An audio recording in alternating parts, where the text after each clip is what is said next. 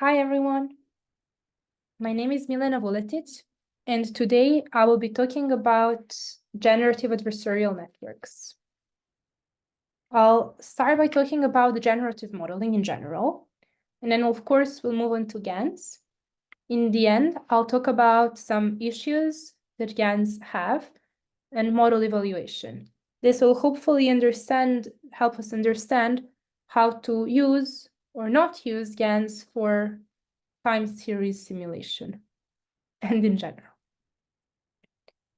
Well, to start off, we live in a data-rich world. So suppose we have some data coming from usually unknown data generating distribution P data that we wish to have more samples from. This can be true in almost any setting, whether it's finance or medicine or climate. We might wish to have new samples that resemble the data in some way. So what do? Well, we try to estimate the data generating distribution in some way. In generative models, we can start from some distribution PZ and transform it in a tractable manner. We want to be able to sample from the resulting probability distribution. And we also want the resulting probability distribution to be in some sense close to the true unknown data generating distribution. We can also ask ChatGPT, which is a generative model, what is generative modeling? And it gives, I think, a pretty good definition. Well, it tells us that it is a field of machine learning and AI that focuses on creating models capable of generating new data samples, similar to those in the training data. The models learn the underlying patterns and structures of a data set and then use that knowledge to generate new data points that resemble the original data. The key here is new, not those previously seen in the data set, so not bootstrapping.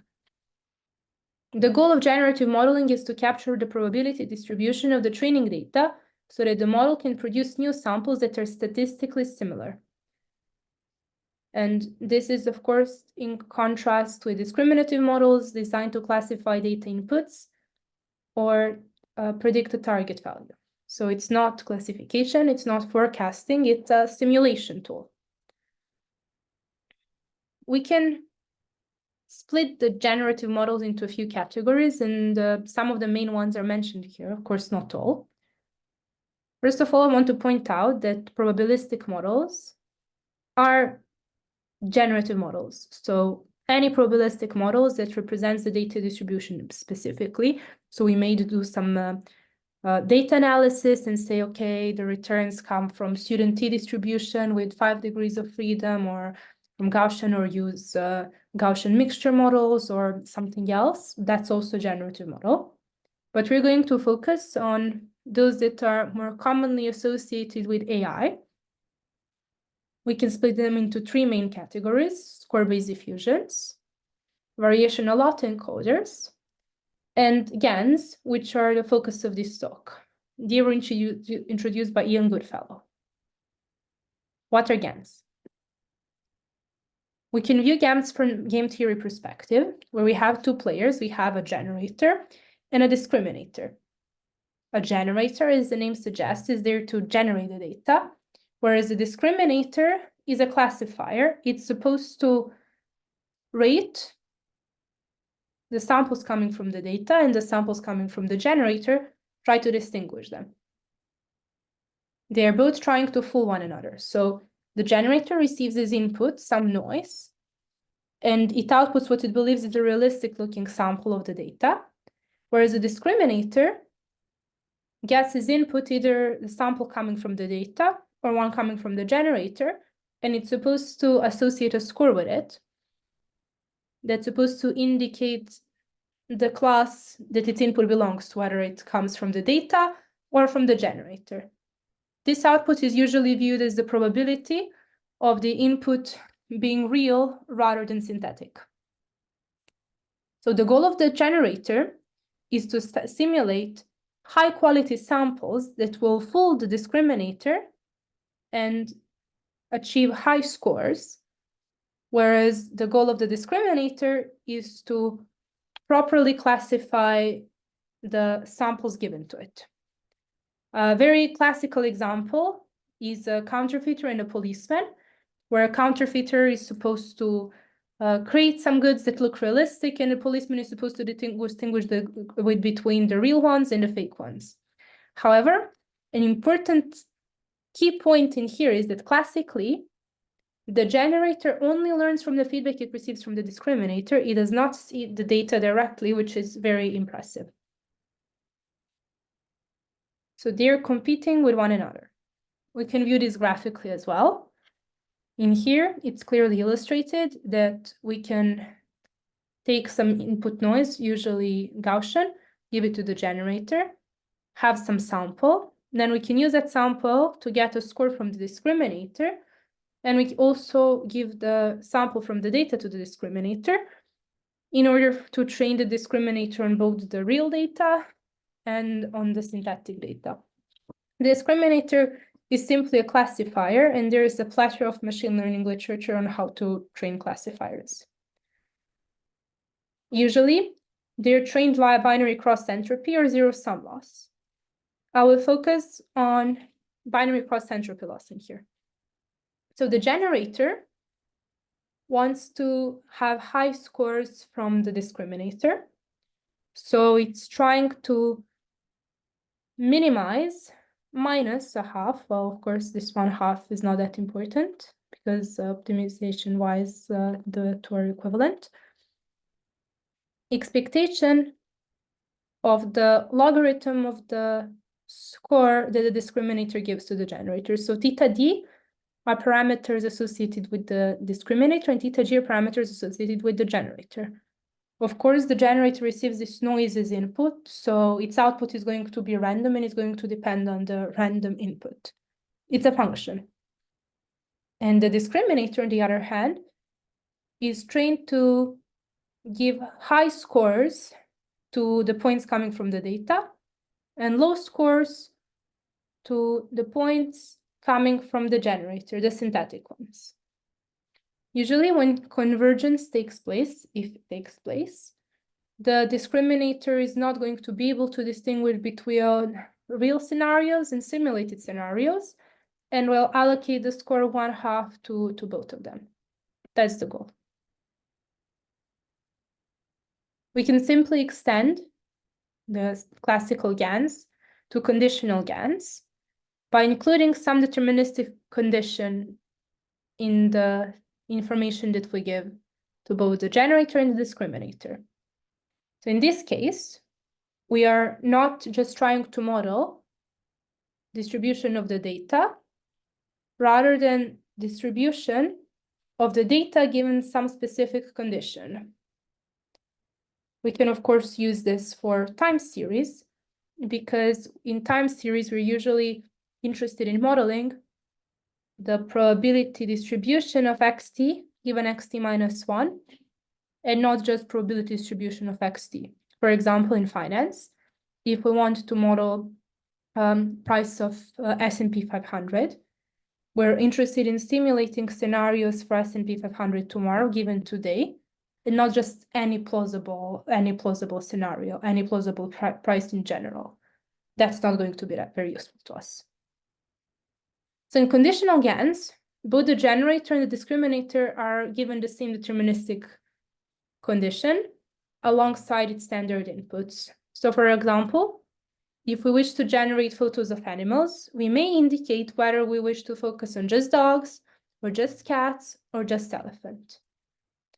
Once again, graphically, we take this deterministic condition, concatenate it with noise, give it to the generator. The generator then receives some output that's inherent by the generator. Then we concatenate that with the same condition that we've given as input to the generator, and use it as input for the discriminator. We can do the same with the real data, and the training is done exactly in the same way as before. So that's what conditional GAN is. Now let's talk about some issues. First of all, they're very difficult to train I've even been in situations where I would go on the train and I would hear people discussing how they couldn't manage to make a GAN work and how they tried to train it and it wasn't working. Of course, this was a train from Oxford to London, so it was probably students talking about it, so it's not that surprising. But it is very discussed topic that GANs are very difficult to train, and a lot of work has gone into trying to stabilize this training. It's very important to keep the generator and the discriminator in balance, because if the discriminator is too good, then the generator won't be able to learn because the gradients will be very weak. So if you think about the sigmoid, if the discriminator is very good, then it will give high scores to the data samples and low scores to the synthetic samples. But in that area, the gradients are very weak, so the generator won't really be able to learn much. On the other hand, if the discriminator is too weak, and if it's very confused what's real and what's not, then again, the generator can't really learn. So it's very important to keep the two networks in balance. They're also updating in an alternating manner. When we're doing gradient step updates, we, for example, update the discriminator network first and then the generator network. The problem is that the loss functions of each of the networks depend on parameters of both of the networks. But each network, when we perform updates, we update only its own parameters. We don't do it simultaneously. So we are constantly moving on the loss surface, and this can cause issues. One of the main problems with GANs that's most commonly acknowledged, however, is mode collapse, and it can be full and partial. It's related to convergence to sharp local minima. So when mode collapse happens, then the generator simply collapses all inputs to the same output or to outputs with same motives.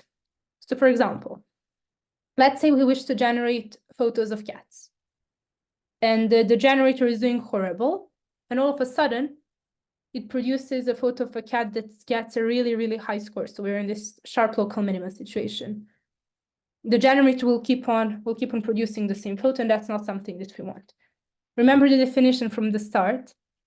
We want new samples, not the previous ones. So we want to be able to have a plethora of samples, as many as we like, and not just one.